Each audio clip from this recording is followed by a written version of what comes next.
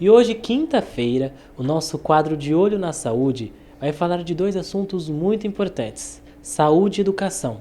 E eles estão mais interligados do que você imagina. E para falar sobre isso, nós estamos recebendo ou estamos sendo recebidos pela neuropsicopedagoga Magda Andrade. Magda, muito obrigado por nos receber aqui. Vai ser um prazer poder falar desses assuntos nesta manhã de quinta-feira. Muito obrigada, eu agradeço pela oportunidade de estar aqui falando sobre esse assunto. É um assunto que eu acho assim, extremamente importante da gente estar conversando realmente. Educação e saúde tem tudo a ver, realmente. O quadro está de parabéns. Então, o que a gente pode falar sobre a aprendizagem? Como a aprendizagem acontece? A aprendizagem acontece através de um processo de repetição. Eu preciso estar repetindo o processo para aprender. Mas para que isso ocorra, para mim ter a assimilação dos conteúdos, eu preciso que as fases tenham sido completadas. E isso depende de um organismo que esteja numa estrutura correta, na parte do cérebro cognitivo estar adequado, os métodos que estão sendo aplicados sejam corretos, que a criança esteja recebendo os estímulos adequados para o momento dela, para a idade dela. E a gente observa que nós temos, às vezes, alguns entraves dentro desse processo que não conseguem completar esse processo para a criança. A criança fica perdida no meio da situação e não consegue se alfabetizar, não consegue acompanhar a turma, tem grandes dificuldades e começa a ter uma recusa do processo escolar.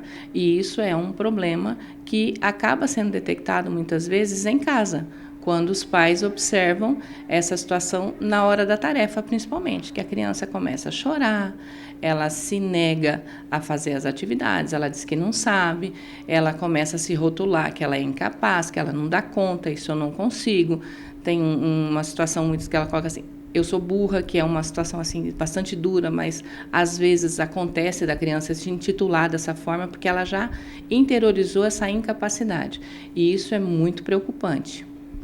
Então, os pais devem prestar atenção nestes sinais, né, que na maioria das vezes pode ser e pode desencadear problemas na aprendizagem. Com certeza, às vezes são sinais assim de alerta que o pai observa, que a criança começa a ter essa dificuldade na parte da tarefa, se recusar a ir para a escola, chorar, ter dores de cabeça, dores de barriga, começa a somatizar outras situações para evitar essa situação de estresse, porque como ela está lá no momento onde a maioria dos colegas conseguem fazer a atividade e essa criança não consegue, ninguém vai para um local querendo fracasso. Ninguém. Então, ele vai começar a arrumar uma forma de escapar daquilo. É o primeiro sinal que a criança faz. Então, ela começa a dar sinais lá. Dentro da escola, que tipo de sinal ela dá? Ou a criança fica extremamente passiva, ou ela começa a se tornar um tanto quanto agressiva, porque ela vai reagir de alguma forma. Ou ela começa a ficar, bom, se eu não dou conta de um jeito, eu vou fazer bagunça para mim me enrolar o tempo e passar de uma forma. Então, ela arruma uma estratégia para tentar escapar daquele processo.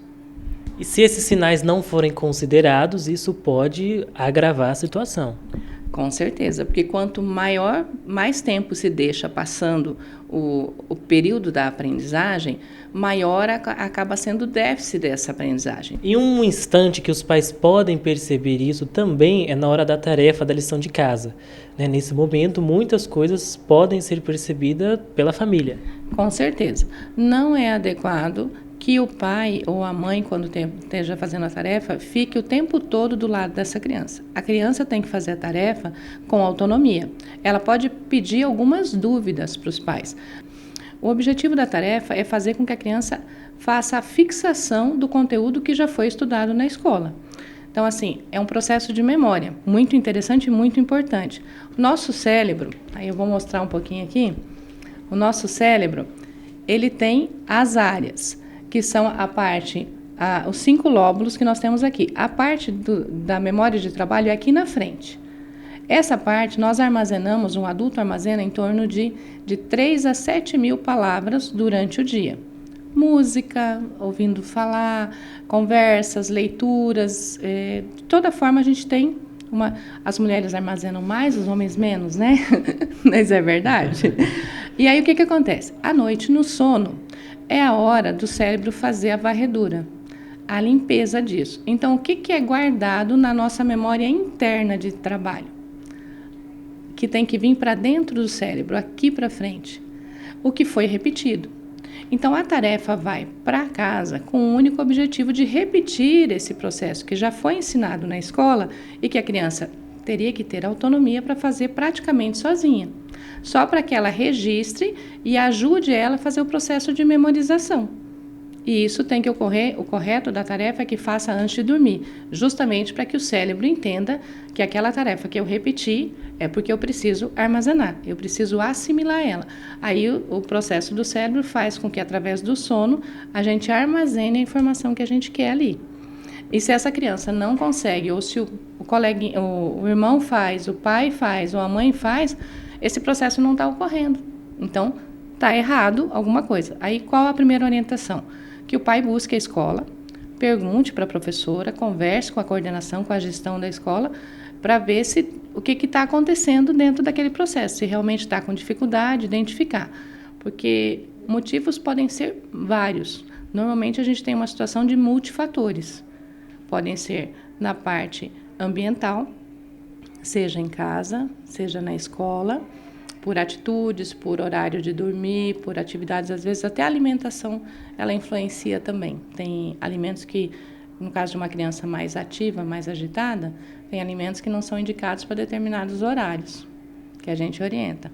A questão da relação do sono, a questão da importância do movimento, que vai estimular o cérebro da forma correta, menos tablet, menos televisão, menos celular na mão, mais atividade de bola, de rua, de corda, de brincadeira mesmo, para estimular o movimento, porque é ele que vai estimular o cérebro, para que ele consiga fazer mais sinapses, mais funções e poder ativar ele melhor.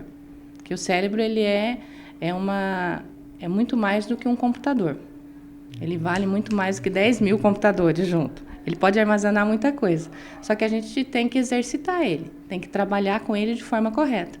E isso a gente brinca aqui, que a gente às vezes tem uma Ferrari, mas usa só a pé mesmo, né? Sem poder desenvolver toda essa parte, às vezes por não saber. Nossa, são muitos assuntos, daria para ficar muitas horas aqui falando sobre tudo isso. Mas, Magda, quem precisar da sua ajuda, quem sente que o filho, ou até a própria pessoa, tem alguma dificuldade, o que ela deve fazer? Ela pode te contatar? Onde as pessoas podem te encontrar? Eu atendo aqui no prédio da Univida, o telefone 33266901, fala com a minha secretária, a gente agenda uma avaliação para verificar, atende crianças, jovens e adultos.